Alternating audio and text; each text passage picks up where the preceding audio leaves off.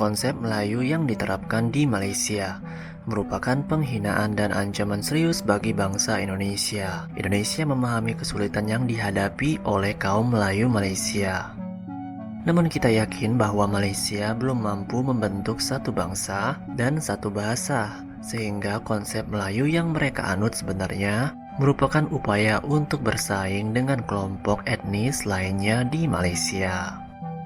Konsep ini sangat berbeda dengan prinsip dasar negara Indonesia yang menjunjung tinggi Bhinneka Tunggal Ika, di mana keberagaman suku dan budaya diakui dan dihargai. Oleh karena itu, konsep Melayu yang diterapkan di Malaysia dianggap menyesatkan dan dapat mengancam budaya dan identitas suku di Indonesia. Indonesia menolak keras konsep seperti Melayunisasi, Jawanisasi, atau Batakisasi karena itu akan merusak keragaman budaya dan identitas suku di Nusantara. Nah, kali ini ada video menarik yaitu dari seorang YouTuber asal Malaysia yang ternyata sangat mengerti tentang Indonesia. Dia mengulas mengenai sikap patriotik masyarakat Indonesia dan juga keberagaman budaya setiap sukunya. Kekaguman pertama saya kepada Indonesia ialah kerana mempunyai rakyat yang mempunyai semangat patriotik yang tinggi. Jika kita melihat setiap tahun apabila sambutan Hari Kemerdekaan Indonesia, rakyat Indonesia akan mengibarkan bendera Indonesia dengan begitu megah. Bahkan sambutan Hari Kemerdekaan Negara Indonesia telah diadakan dengan begitu meriah, di mana bukan sahaja sambutan di peringkat pusat, peringkat wilayah, peringkat daerah, bahkan di peringkat kampung sendiri. Ini sesuatu yang kita perlu contohi. Kemudian yang kedua, kita boleh tengok rakyat Indonesia begitu bangga dengan Pancasila. Berbeza dengan negara kita Malaysia, di mana rakyat Malaysia kebanyakannya langsung tidak mengingati rukun negara. Bahkan lebih malang, ada sebahagian kecil rakyat Malaysia sendiri tidak menguasai bahasa kebangsaan, sehingga kan di mahkamah mereka memerlukan penterjemah untuk menterjemahkan sendiri bahasa Melayu ke dalam bahasa ibunda mereka kerana mereka tidak faham langsung bahasa kebangsaan. Ini sangat malang bagi Malaysia, dan perkara ini berlaku kerana kurangnya semangat patriotik dalam diri rakyat Malaysia. Dan kalau kita tengok di Indonesia, bangsa-bangsa lain, orang Cina, orang India dan sebagainya, sekarang ini mereka mempraktikkan bahasa Indonesia dalam kehidupan mereka, walhal bercakap bahkan bercakap sesama ahli keluarga mereka. Okey, seterusnya kekaguman saya yang kedua ialah kerana Indonesia mempunyai pemimpin yang sangat tegas. Ya, yang saya maksudkan ialah Presiden Indonesia sekarang, iaitu Joko Widodo ataupun dikenali sebagai Jokowi. Jika kita tanya rakyat Malaysia, siapakah Presiden Indonesia yang paling mereka kenal? Saya yakin pertama ialah Soekarno, yang kedua adalah Jokowi. Kekaguman yang ketiga saya kepada Indonesia ialah sikap rakyat Indonesia yang suka bekerja.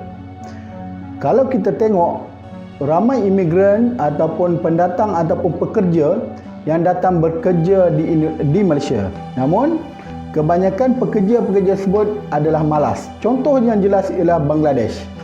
Ramai rakyat Bangladesh datang bekerja ke Malaysia, namun mereka ini selalu mendapatkan MC ataupun dalam erti kata lain cuba untuk ponteng kerja.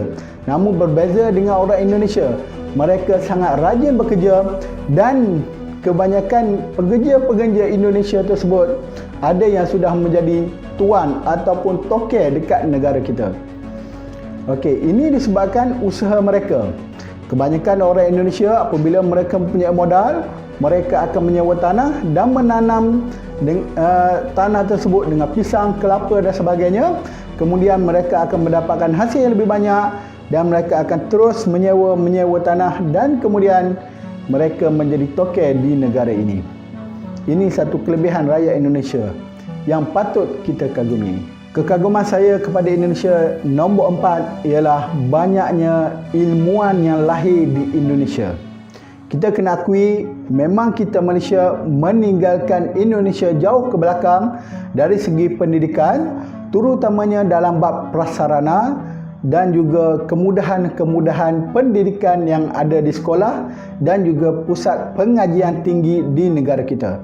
Namun kita kena akui bahawa Indonesia banyak melahirkan ilmuwan dalam pelbagai bidang, antaranya muzik, sejarah, filologi dan juga sebagainya.